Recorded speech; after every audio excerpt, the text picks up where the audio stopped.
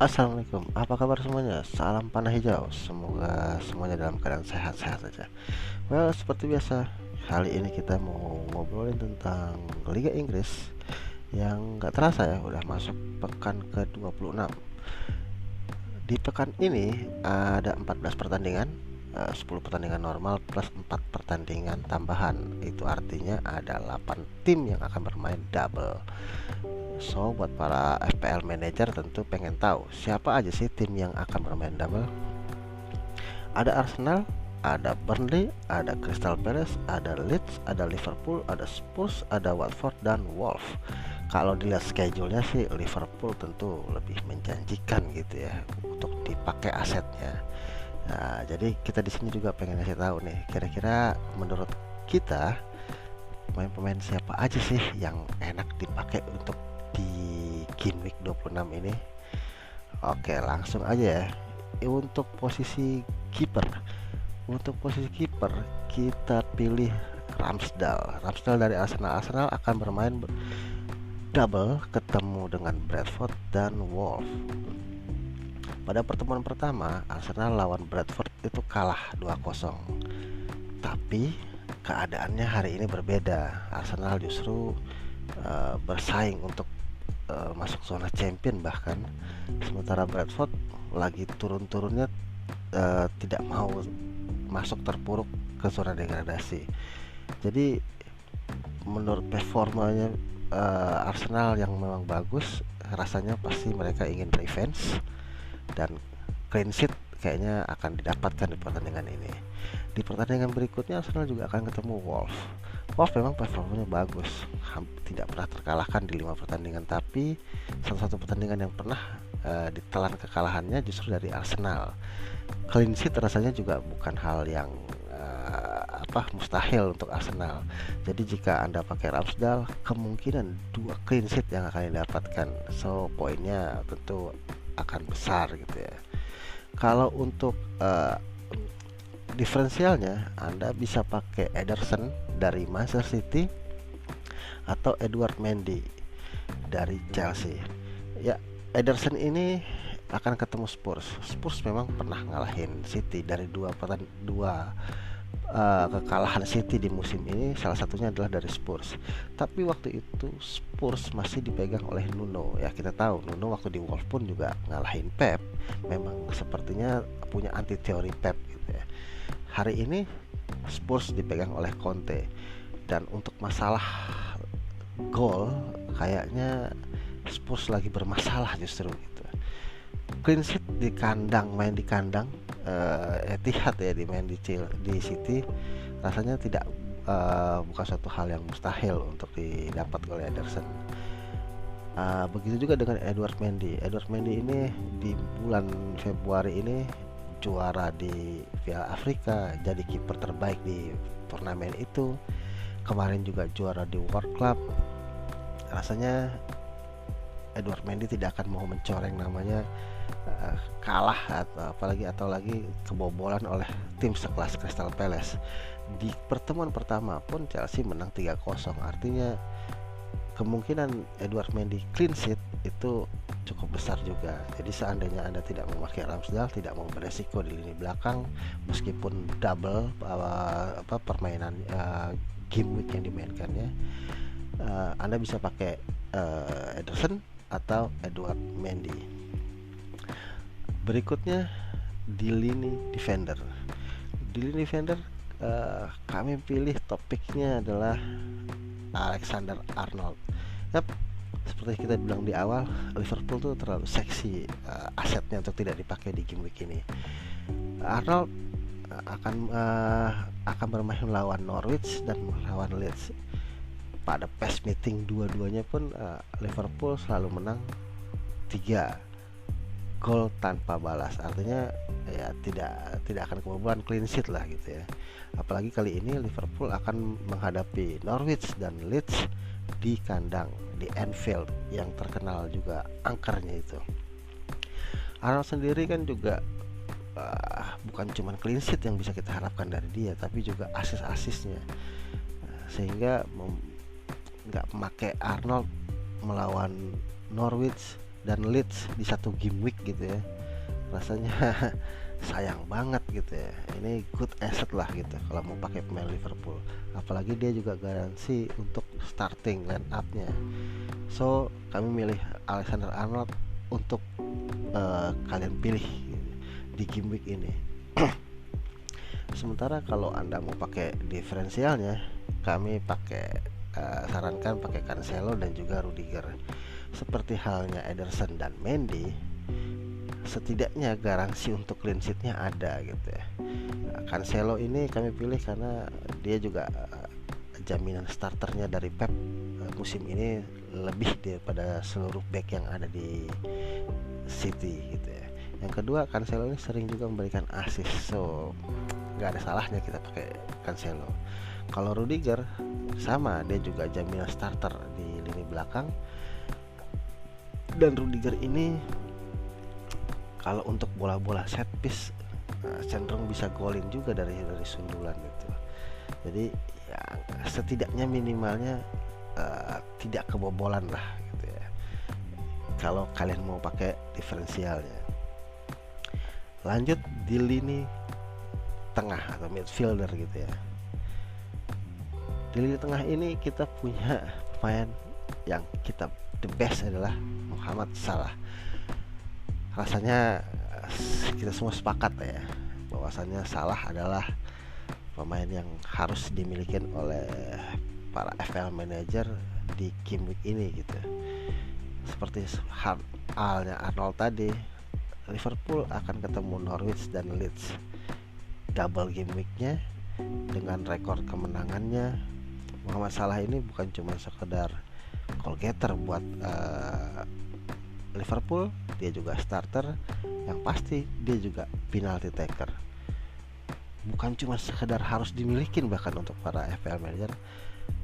Bahkan kalau Anda mau jadiin dia kapten, biasanya saya yakin banyak dari FPL manager di game week ini pakai kapten Salah. Sepanjang musim ini juga sebenarnya Salah lebih sering dijadiin kapten kan gitu. Kalau yang mau pakai chip triple kapten pakai di game week ini, saya rasa sih nggak ada, itu bukan spekulasi lah ya. Kapan lagi justru gitu. So nggak ada alasan tidak meletakkan Mohamed Salah di top pick untuk game week ke-26 ini. Kalau kita mau lihat diferensialnya, kami menaruh nama Pogba dan juga Jarrod Bowen. Pogba kami letakkan jadi diferensial karena performa MU sebenarnya dibilang jelek enggak, dibilang bagus juga enggak gitu ya. Tetapi yang akan dihadapin ini kan Leeds gitu ya, pemainan yang akan open, cenderung open gitu. Nah, pertemuan pertama MU itu menang 5-1. Ini salah satu pertandingan terbaik United walaupun itu masih under Ole gitu ya. Dengan permainan open yang akan dimainkan oleh Bielsa, harusnya MU bisa manfaatin situasi ini untuk create a chance. Pada pertandingan itu di mana MU menang 5-1 waktu itu di Old Trafford, Pogba memberikan 4 assist. Jadi ketika lawan Soton, Pogba golin tuh gitu ya. Jadi bukan nggak mungkin lah di pertandingan Leeds ini Pogba juga bisa berkreasi, at least memberikan assist. Ya itu makanya saya bilang diferensial gitu ya kan. Atau Jarrod Bowen ini belakangan namanya menjadi rumor ya untuk di transfer ke tim-tim yang lebih besar daripada West Ham. Itu nggak lepas dari performa apiknya dia di musim ini gitu ya. Setelah duet Ben Rahma dan Antonio di awal musim nggak jalan lagi, setelah tengah musim gitu ya, nama Jarrod Bowen justru lebih konsisten tuh untuk mencetakkan gol untuk West Ham. Akan bertemu dengan Newcastle, di mana pass meetingnya mereka West Ham waktu itu menang di kandang Newcastle 2-4 gitu ya. Artinya pertandingan ini mungkin juga akan menjadi banyak gol, bisa jadi banyak gol gitu. Newcastle hari ini juga berubah gitu ya. Mereka lumayan solid juga di belakang.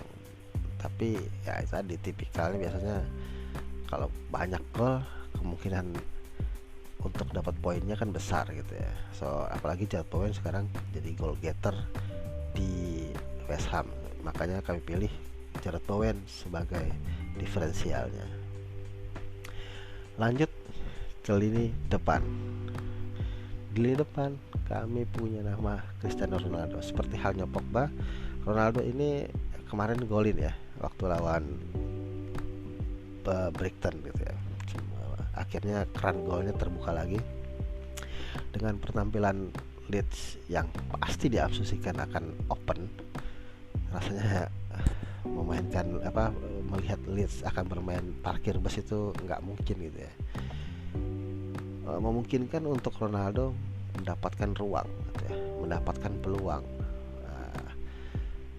Dengan peluang yang banyak sebenarnya Ronaldo harusnya bisa menciptakan gol banyak. Dengan rekor dimana dulu pertama kali PES meeting yang menang 5-1, harusnya MU menang di sini, Ronaldo bisa cetak gol di pertandingan ini. So nggak banyak pilihan kok di depan sekarang gitu ya. Jadi kenapa kami pilih Ronaldo, kenapa bukan pemain yang double game week seperti Lacazette gitu ya. Rasanya untuk menciptakan gol seorang striker itu sekarang di Liga Inggris kecil, susah gitu ya. Kalau lini tengah justru yang paling banyak menciptakan banyak gol, poin gitu ya. Makanya nama Ronaldo di game week ini kami pilih sebagai topik karena akan menghadapi Leeds United. Terlepas dari performa MU yang juga nggak terlalu bagus untuk menciptakan gol, menghadapi Leeds yang akan bermain open. Pas Ronaldo kemarin juga sudah menciptakan gol, pasti kemungkinan Ronaldo untuk menciptakan gol cukup besar pada pertandingan ini. Jika Anda ingin mencari diferensialnya, mungkin Anda bisa pakai Broja atau juga mungkin Antonio. Broja, Soton akan ketemu dengan Everton. Walaupun pas meetingnya Everton menang 3-1, tapi bukan berarti saat bermain di Southampton justru Everton akan menang dengan mudah gitu ya. Nama Armando Broja ini adalah nama pemain yang sekarang juga diminatin oleh banyak klub termasuk Arsenal dan Chelsea bahkan. Broja bermain cukup konsisten, bisa menggantikan peran Danny Ings yang hengkang ke Aston Villa gitu ya. Sebelumnya Danny Ings ini di musim sebelumnya kan jadi goal getternya Soton gitu ya. Ternyata hengkang ke Aston Villa, datang Armando Broja, bermain cukup konsisten, sering menciptakan gol. Nah ini striker yang sering menciptakan gol. Ketemu dengan Everton yang sebenarnya lini belakangnya juga nggak bagus-bagus amat ya. Kita pengen lihat juga bagaimana Lampard memolesnya gitu ya. Tapi sejauh ini sih masih up down ya. Jadi setahu saya lini belakang Everton ini paling rentan tidak clean sheet gitu ya. Jadi kemungkinan Broja menciptakan gol cukup besar pada pertandingan ini. Terlepas dari timnya kalah atau menang gitu ya, tapi Brojanya pasti bisa gol, kemungkinannya besar gitu ya. Berikutnya juga nama Michael Antonio, sama seperti Bowen. Peluang Antonio untuk menciptakan gol cukup besar karena ini harusnya pertandingan banyak gol. Terlepas menang atau tidak buat FPL Manager sebenarnya nggak penting. Yang penting kan mereka skor atau assist gitu ya. So Antonio juga udah lama enggak golin gitu ya. Jadi ya pertandingan lawan Newcastle ini harusnya bisa menjadi turning point buat Antonio untuk menciptakan membuka keran golnya lagi. Oke, segitu aja ulasan tentang game week 26 ini. Semoga bisa membantu para FPL manager semuanya. Salam panah hijau.